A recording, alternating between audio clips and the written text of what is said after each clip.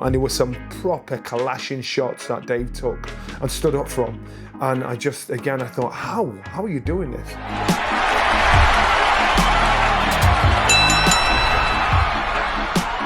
Welcome to That Boxing Show with me, Johnny Nelson. This is my weekly roundup of what's happening in the week gone and the week coming. At the beginning of last week, there was an exhibition at the Fitzel and Old Post Office in Sheffield. And it was Tales of a Hard City. And it was really interesting. It was thought-provoking, took you back down memory lane, talked about yesteryear and Brendan's successes with the fighters he'd brought through the city. And some of these young men that were in the film, that was actually on Channel 4 many, many years ago.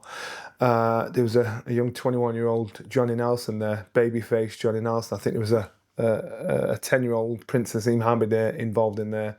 There was a 100-year-old Dennis, if you remember him, he was one of our chief sparring partners. He spit at you first before he hit you, and Brendan said you couldn't hit him back.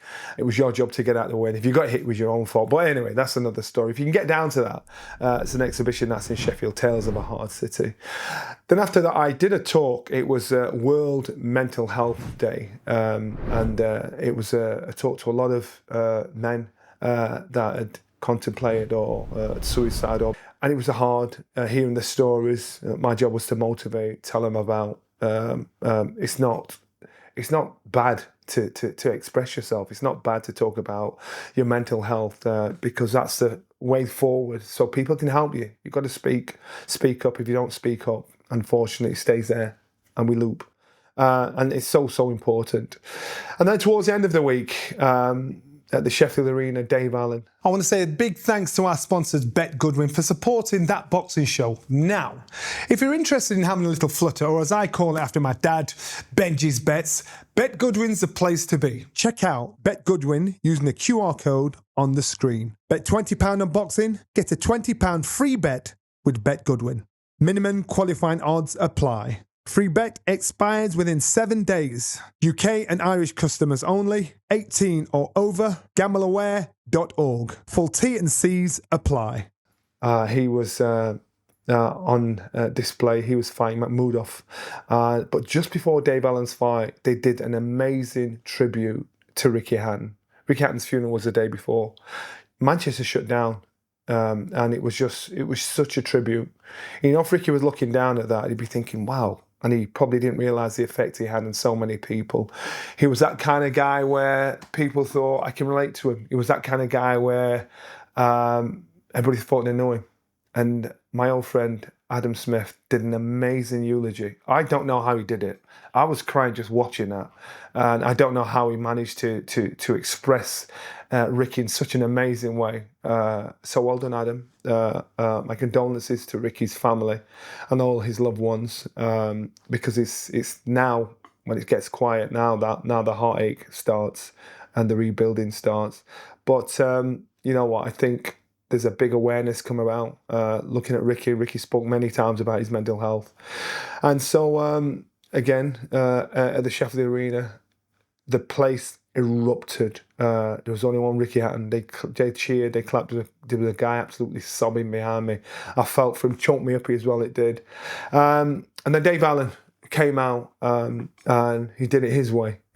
Boxed Mahmoudov. Mahmoudov moved on to 21 wins out of 23 fights against Dave Allen. Mahmoudov was strong, he was big, he was on it.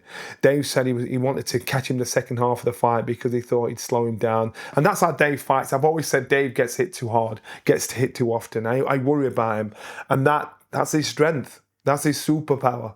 And he thought he could wear down Mahmoudov and hope he'd punch himself out. Mahmoudov didn't. He was tall. He ranged enough. He let those shots go. And there were some proper clashing shots that Dave took and stood up from. And I thought, how are you doing this? Mahmoudov, towards the end, when he got tired, he knew how to hold, grab, a lean on him, make it hard work for Dave to try and get work on the inside. Dave was amazingly fit. This talk of him trying to move down to Bridgerweight after losing about 2 stone, it's a conversation. He's not talking about packing in. After the fight, he spoke about making the crowd happy. And again, it ringed Ricky Hatton in my ears. I thought, that's Ricky's, that was his responsibility. He said, I want to make the crowd happy. Dave is a people's fighter, and there must have been 5,000-6,000 people in there at the arena, probably even more. My maths aren't great, but even though he lost, he came out to a massive round of applause, and people absolutely loved Dave. Lovely guy. Before Dave boxed, actually, there was a young guy called Junaid Bostan. He had a rematch with Bilal Fawaz. They both now have identical records: 10 wins, 1 loss, 1 draw. This was the rematch. And when I looked at Fawaz, I thought, wow, this guy's a man. 37 years old. He was cut. He was on it. He was like, I'm having you. I'm having some of this. And Junaid, I know this young man. I know he can fight. I know he's a skillful fighter. His mother was sat in front of me. I'm thinking, you don't need to be here. She was in tears. Her hands was like that. And Junaid's a good boxer, but he got talked in. He got hustled into a fight.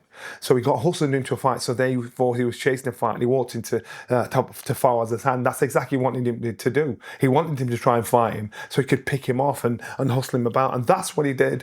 Junaid lost on points. So the fight before that, it was a draw between the two of them. This was a rematch, but it was a good fight, and the chef of the arena, it was banging. It was pretty good. This week coming forward, what have you got coming up? Well, let's start with the weekend before the show. At the weekend, Paulie Malignaggi, he's having his second bare knuckle fight up in Leeds against Tyler Goodjohn. This fight was muted to happen. Earlier on, it didn't happen. I think Paulie was injured. I think Paulie had one previous bare knuckle fight, and that was in 2019. He lost. Paulie likes to fight. I don't get it. He's got bad hands. He likes to fight. And so, for what I've seen so far with the bare knuckle circuit, it's growing on me. It's a curious obsession. And I think how Paulie, again, he is an amazing analyst. And there's a guy that wears his heart on his sleeve. He's that guy. I used to work with Paulie, but now he wants to get in the ring. So other fighters, boxers, are going to go and watch as well. Tyler Goodjohn, he also is a former boxer. So again, I wonder how this is going to pan out, because when you get a boxer again in there with an all-out bare knuckle fighter, it's two clashes. But when you get a ex-boxer against an ex-boxer, I wonder how the bare knuckle circuit turns out and how long wonder how it'll be. So we'll see.